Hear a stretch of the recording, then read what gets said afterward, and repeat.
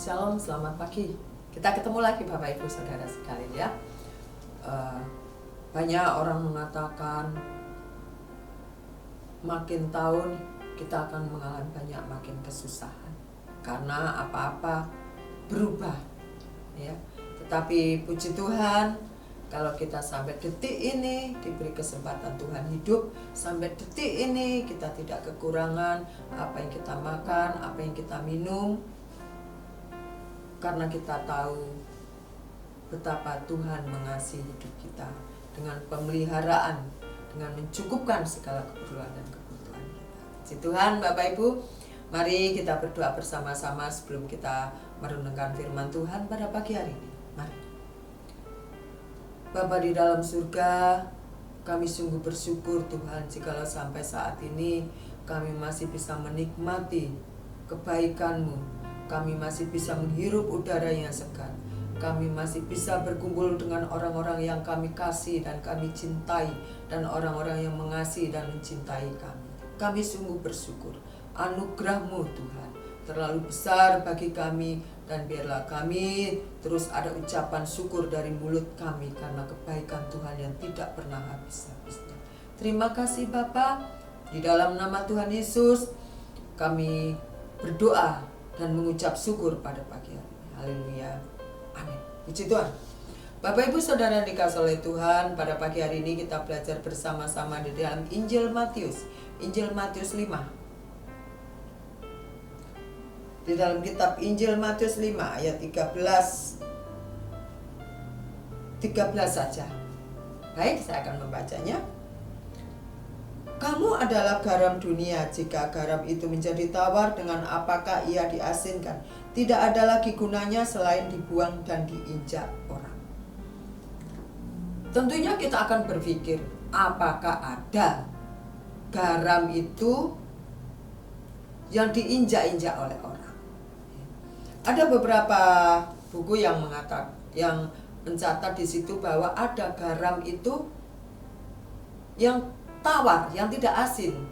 Nah, karena tidak ada manfaatnya lagi, karena tidak ada gunanya lagi, maka garam itu dibuat seperti jalan. Biasanya dibuang begitu saja. Nah, tetapi ada juga mengatakan ya, garam itu asin. Karena di Laut Mati itu ada banyak plankton gitu ya. Makanan ikan-ikan gitu, sehingga menjadikan Laut Mati itu asin. Karena Laut Mati selain ada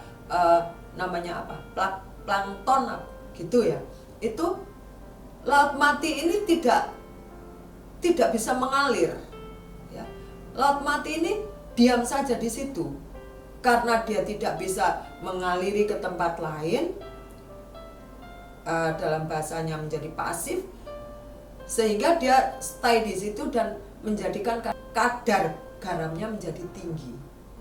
Kadar garamnya menjadi tinggi, dan siapapun yang nyemplung ke situ, dia tidak tenggelam, dia terapung. Ya, tetapi beda lagi dengan laut di Galilea. Laut di Galilea tawar, ya, tidak terlalu asin. Itu perbedaannya sedikit tentang Laut Mati dan Laut Galilea, di mana di Galilea itu banyak sekali para murid-murid berasal dari Galilea di situ. Nah, Bapak Ibu Saudara yang dikasihi oleh Tuhan, pada pagi hari ini kita belajar kamu adalah garam dunia. Seorang wanita, ibu-ibu pasti akan bisa menebak gunanya garam. Ya. Banyak sekali, bisa untuk mengawetkan daging ya.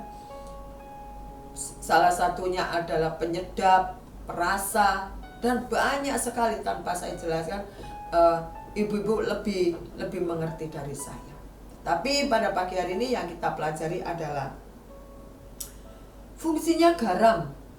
Selain kita tahu di dalam dunia perdapuran, garam memegang peranan penting sebagai perasa, sebagai salah satu bahan masak yang wajib ada di dapur. Ya. Lalu kita waktu kita membaca Kamu adalah garam dunia. Kamu adalah garam dunia. Kalimat ini beda dengan di dalam Injil Matius 11 ayat 28. Coba saya lihat dulu Bapak Ibu ya. 11 ayat 28. Di sini ada bilang begini. Kalimat firman Tuhan mengatakan, "Marilah kepadaku. Marilah." Dan di dalam Matius mengatakan, "Kamu adalah garam." Ada suatu kalimat yang berbeda penekanannya. Marilah, suatu ajakan, ayo ke sini kamu. Ya. Tetapi kalau kamu, kesannya itu adalah suatu penetapan. Kamu ini pinter, kamu ini cantik, kamu ini ganteng. Ya. Tapi kalau marilah, ayo ke sini, suatu ajakan. Kamu adalah garam dunia.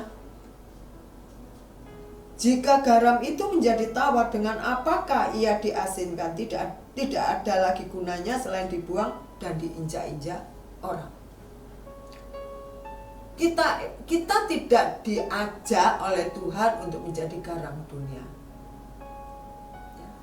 Ataupun kita tidak seperti di Yesaya, celakalah kamu. Suatu himbauan, suatu pemberitahuan kamu akan menjadi baik. Tidak.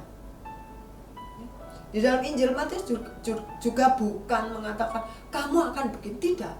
Tetapi pasti nih, kamu adalah, sudah ditetapkan, penetapan. Bukan ditetapkan seperti doktrin, maksud saya tidak ya. Tetapi kita sebagai orang Kristen, ya, ditetapkan kita ini menjadi garam, tidak bisa ditawar-tawar lagi. Menjadi garam dunia, menjadi pengaruh di mana kita berada, menjadi dampak di mana kita berada. Itu wajib bagi diri kita untuk menyandang kita sebagai garam dunia. Mau tidak mau kita tidak bisa katakan tidak.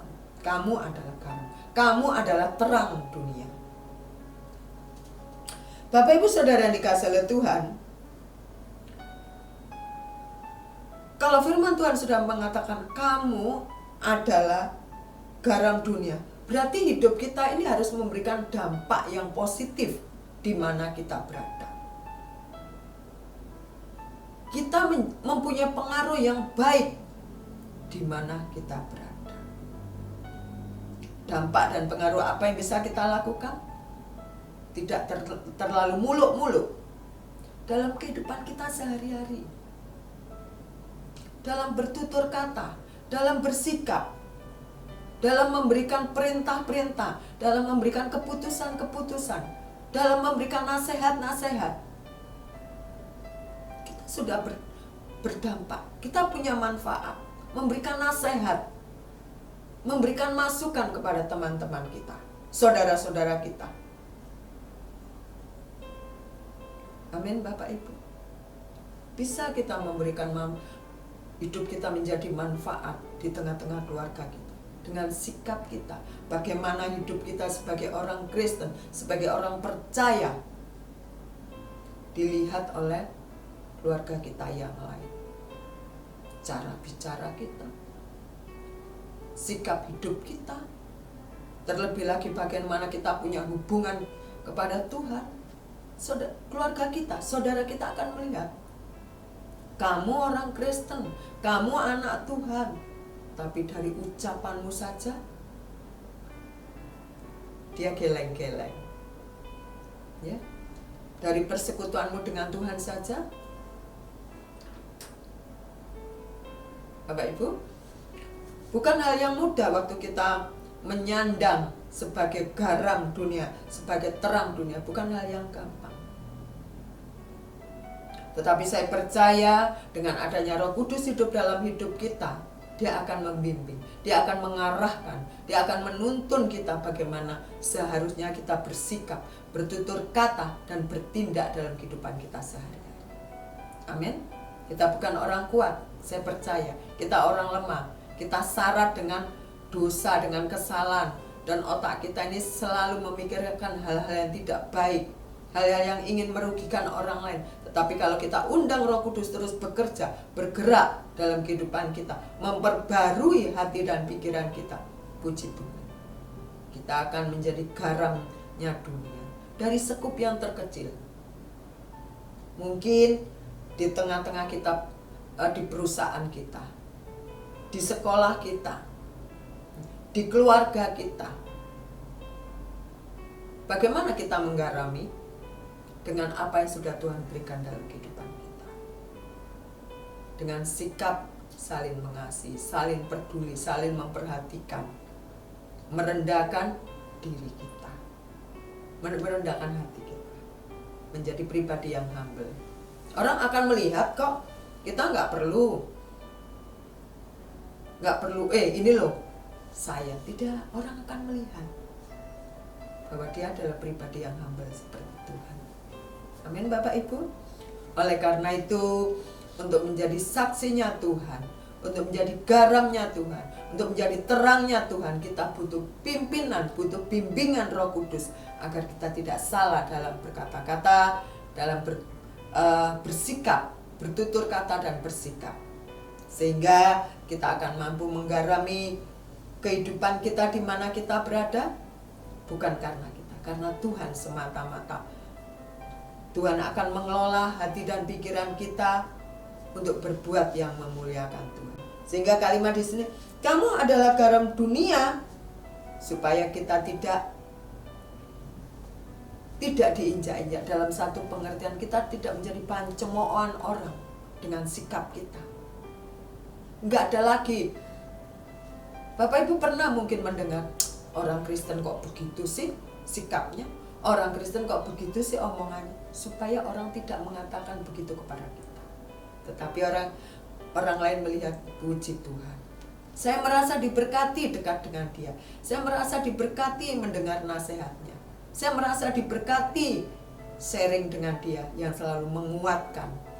Puji Tuhan. Dan saya percaya Bapak Ibu Saudara adalah pribadi-pribadi, adalah orang-orang yang selalu memberikan dirinya untuk dituntun, dibimbing oleh Tuhan. Karena cuma Tuhanlah yang membuat jalan kita lurus. Puji Tuhan, kita izinkan Roh Kudus terus bekerja, bergerak dan memperbarui hidup kita, supaya kita sanggup menjadi garam dan terang dalam kehidupan ini.